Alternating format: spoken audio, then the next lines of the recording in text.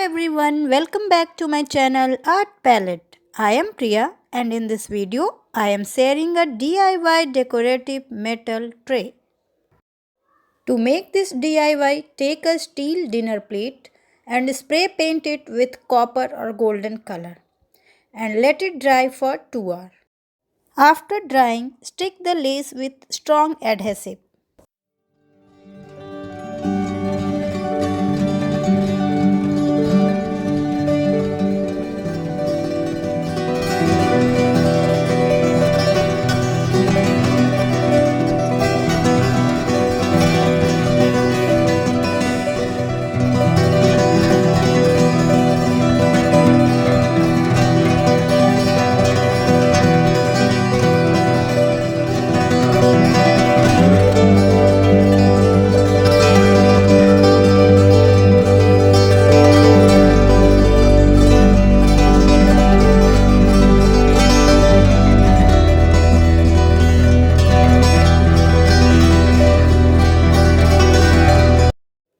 Now the tray is ready for decorating your center table, dining table or any area.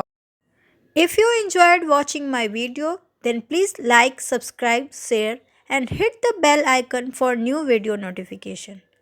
Thanks for watching.